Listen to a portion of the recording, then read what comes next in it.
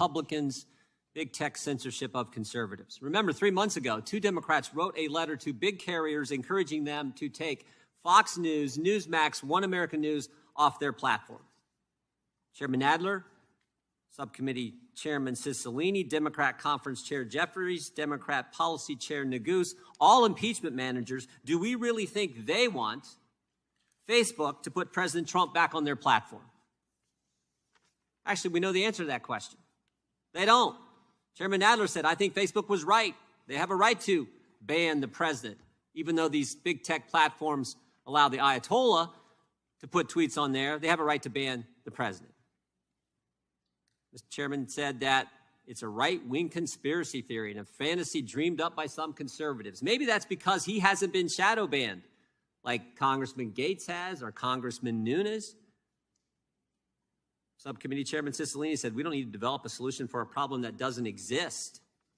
Big tech censors conservatives. These bills don't fix that problem. They make it worse. They don't break up big tech.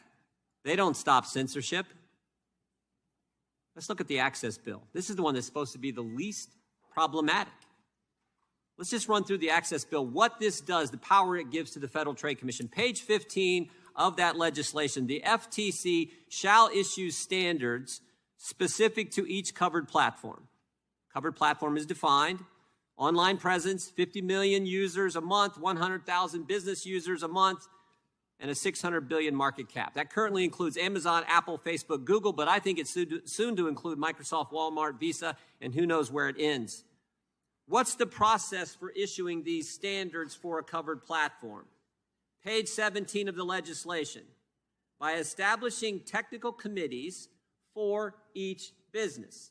So not one technical committee that advises. There will be a technical committee for each covered platform. One for Amazon, one for Apple, one for Facebook, one for Google, and then one for each new business that's added and defined as a covered platform. How big are these technical committees? Page 18 of the legislation tells us the size of the technical committee is at the sole discretion of the FTC. So whatever it can be, it could be 10 people, it could be a handful of people, it could be, I don't know. It's totally up to the FTC. Who's on these technical committees? Page 20.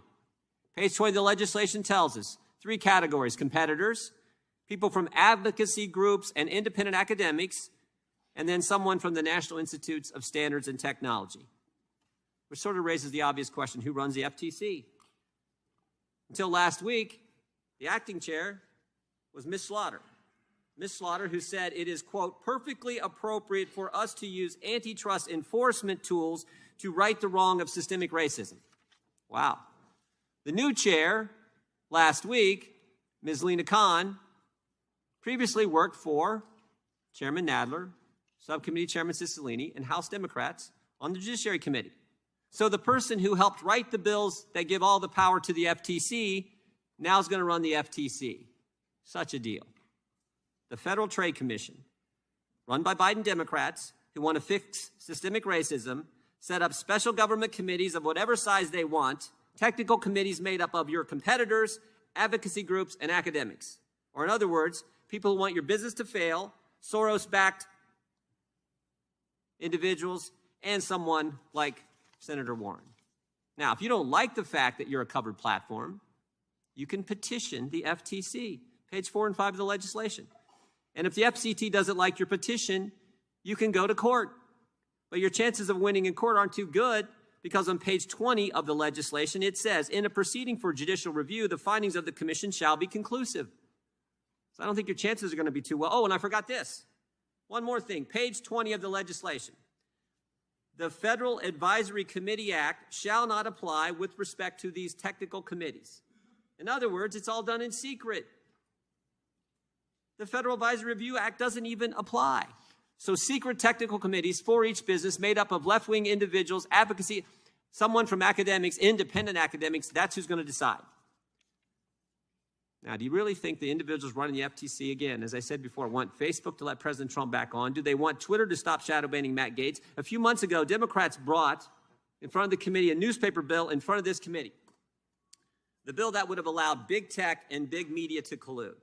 We had a great hearing on that. They've dropped that bill. Great hearing. I thought the witnesses pointed out the concerns with that legislation. Today we have bills that aren't big tech and big media working together, but big tech and big government now marrying up and working together. And frankly, we've already seen this. We've already seen this. We saw it with the recently released emails between Mr. Zuckerberg and Mr. Fauci, where we saw big tech and big government work together to frankly keep information from the American people, information that turns out may have been accurate. So that's our concern overall with the package. There are some bills that, okay, maybe all right, but overall the power this gives to the FTC, big tech working together with big government, doesn't address the issue of breaking these companies up, doesn't address the issue of censorship, which so many Americans are concerned about. That is our concern. We're going to have a number of amendments, Mr. Chairman. I know you guys have several amendments. Raise my son, daughter to respect firearms. We shoot them frequently on our property. We shoot semi-automatic weapons on my property. I teach my children how to use them safely. I teach them what they're used for, why we have the ability to have firearms. And yes, we use it for hunting. My son shot his first deer. Would the gentleman yield for a question? Briefly. Yeah, very question. What do you use semi-automatic weapons for? I use semi-automatic weapons to kill hogs. I use semi-automatic weapons for sport and shooting on our property, but I also have semi-automatic weapons, and I'm getting to the point. Thank you. Because a semi-automatic weapon is a weapon that you can use for self-defense. It is a semi-automatic weapon that you can use to defend yourself against home invaders, but also, let's be clear, against tyranny. The gentlelady is talking about the Second Amendment in the context of hunting, as if my rights are reduced in the Constitution to a 410 or a single shot or lever action 22, as if that was what was expressly put forth as how we're supposed to be defending ourselves. Gentleman yield again? And let me go ahead and finish my time, sir, unless we want to add more time. Very, very quickly question. I need more time. Will the gentleman give me another 30 seconds? Yes. Okay, I'll yield. You said that you could use a semi-automatic weapon to fight tyranny. Sure. You mean you'd use it against American troops? The very existence of the Second Amendment is designed purposefully to empower the people to be able to resist the force of tyranny used against them to step over their natural rights given to them by God. That is why the Second Amendment exists. That is very specifically why the Second Amendment exists. And let's be very clear about that. Let's rewind the clock a little bit, as I know at least several justices have written in Supreme Court opinions, but about what life looked like in the 19th century and what the government was doing to remove the ability of either slave owners or, importantly, freed blacks, or importantly, whites who even stood up in defense of blacks or against slavery, and the efforts by the South and the efforts by the strong arm of government to remove their ability to have firearms. That is an absolute, undeniable, documented, historic fact in our country. As written by Robert Verbruggen in the National Review, and I'm happy to submit this to the record without objection, he writes, "The heart of the problem is that in an effort to stave off rebellion and maintain the racial caste structure that had developed under slavery, state and local governments refused to respect freedmen's constitutional rights. Crucial to the South's efforts were gun control laws that applied to blacks and blacks alone. This does not show that," and it goes on further, I'm going to take too longer, where it goes into the South's campaign against black gun ownership, not surprisingly, began long before the Civil War. Two slave rebellions in the 1820s stoked whites' fears, and in response, many legislatures amended their laws prohibiting slaves from carrying firearms to apply the prohibition to free blacks as well. When the government, and he writes further, and I agree with this, when the government has the ability to forbid gun ownership, it has the ability to render groups it dislikes helpless to defend themselves, regardless of whether modern gun control accomplishes its purpose of reducing crime. And for the record, there is no evidence it does. And I agree with that as well. This is so inherent to the very conversation we're having. My colleagues on the other side of the aisle just blithely dismiss due process. A former judge even saying, arguments about due process. You have the opportunity to be heard after. You have the opportunity to be heard after your rights have been taken away. That's the key issue here. We are absolutely destroying the bedrock principle that your rights are given to you by God and that you can't just have to go to the government to ask permission to exercise those rights. And when Would the gentleman that, yield for a question? Could I ask Mr. Roy a question? Would you yield for a second? I need to finish up my time. I already have a few seconds left over from the chairman. I'm happy to engage with you in colloquies later. And I would point out that my colleague from Maryland, again, just sort of rolled over the fact that it was very expressed in the Supreme Court's ruling that the Second Amendment protects an individual right to possess a firearm unconnected with service in a militia. My colleagues like to continually try to connect that to militia service, but we all know that what a militia looked like in 1775 and 1776. I appreciate that the chairman gave me a little extra time in light of our exchange. Recognition. Move strike the last word. Gentleman is recognized. Thank you. It's my understanding that the purpose of this bill in the ANS is actually to provide a choice of forum for the victim of sexual harassment and sexual assault. That's my understanding. And I think that is a worthy and noble cause. I think the language on page 2 of the ANS, starting line 19 and extending to line 8 on page 3 are problematic. I hope that those will be revisited and fixed because I do think that there's a chance that some will actually use the language that's there to try to redefine sexual harassment in a way that's different than has been well established through the case law that's been developed in this area over the last 40 years. So I hope that gets taken care of. But in the meantime, I'm going to, and by the way, I will suggest that if it does get taken care of, then I will be for the bill, and I think Mr. Buck's amendment is the right answer to that. So let me just real quick cover a couple things.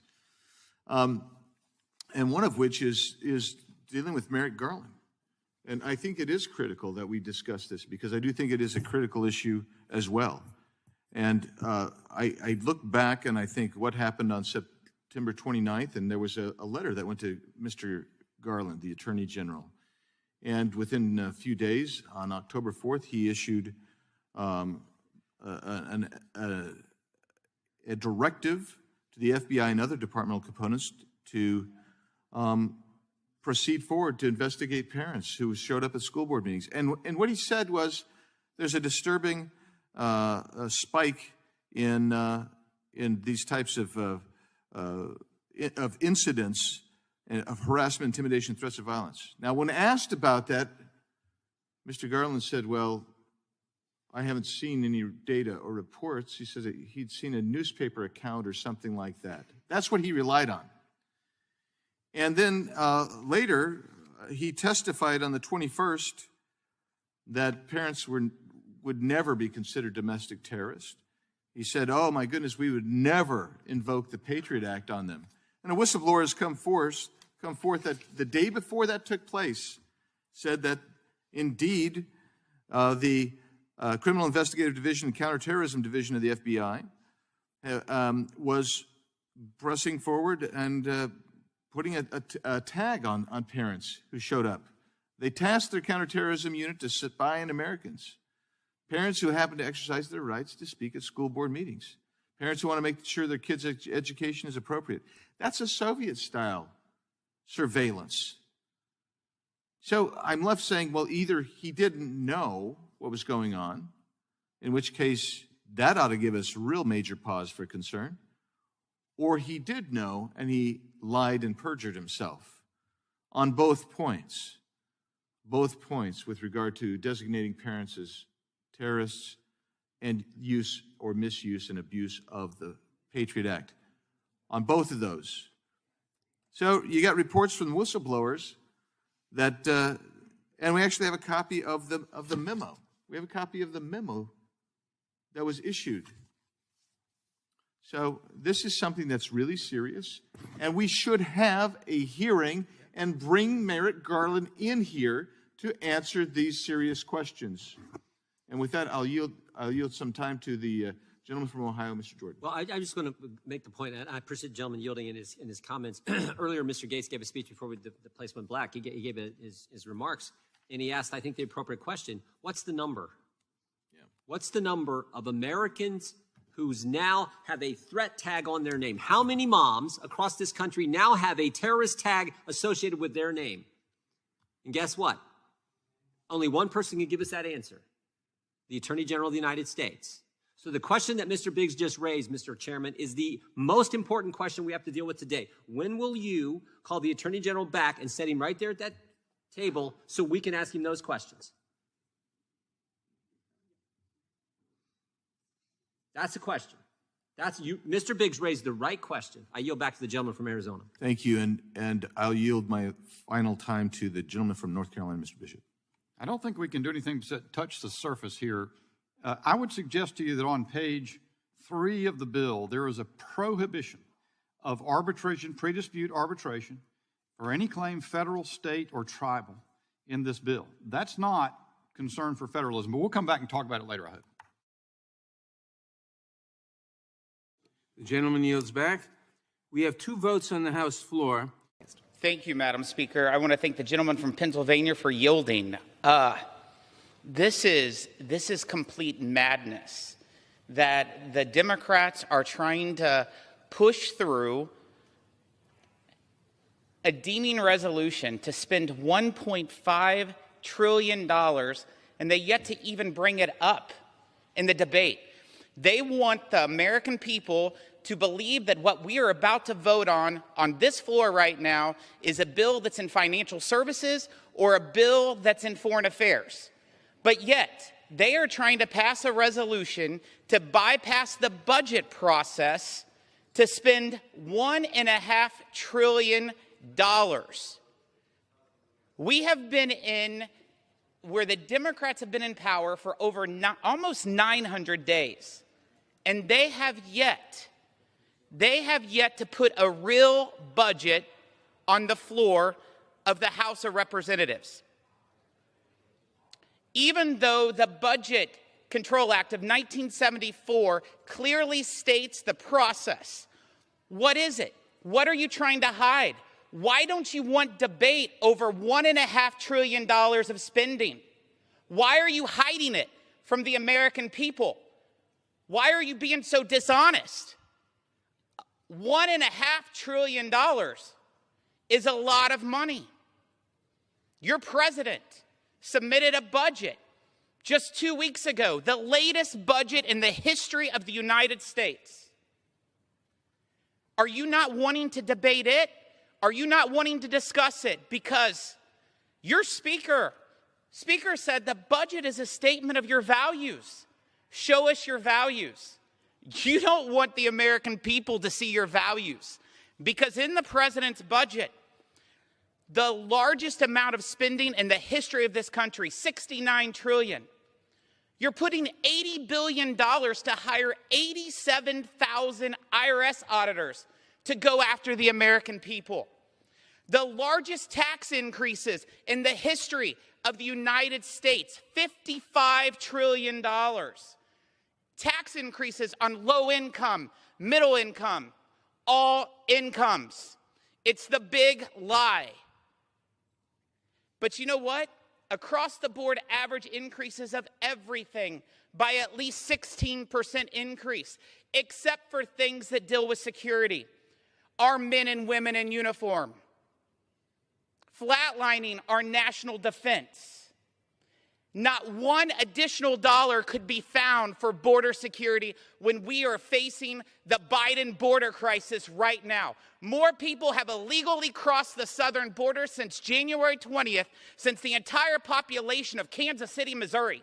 And you all can't find one additional dollar? It's because you're divided within your party. You all are fighting to defund the police. You're fighting to defund our men and women in the Army, the National Guard, the Navy, the Air Force. Where are your priorities? Members are reminded to address their remarks to the chair. The gentleman is recognized. Madam Speaker, where is your party's priorities in defunding the police, defunding our military? Put this legislation on the floor. Don't try to put it in one sentence in a rule. We are 3.5 months from a government shutdown. 3.5 months. Let's pass a budget that was supposed to be passed by April 15th, according to the law. April 15th. Let's prevent this government shutdown. But yet, Madam Speaker, your side is trying to hide $1.5 trillion. The gentleman's time has expired. Be open with the public. Madam Speaker, I'd yield the gentleman as much time as he may consume. Thank you. The gentleman is recognized. Thank you, gentleman from Pennsylvania. I will just plead to the House Democrats. I will plead to you, Madam Speaker. Please be transparent with the American people. We don't want a government shutdown, but the fact that you won't even bring forth a budget to be debated, your president's budget, you will not bring it to the House floor because you don't want the American people to see exactly how you're trying to destroy the working class, to raise taxes on the low income and the working class, to put 87,000 tax auditors to go after the working class. The people see it. They see right through it. And history will definitely not read well for the House Democrats. Yield the rest of my time.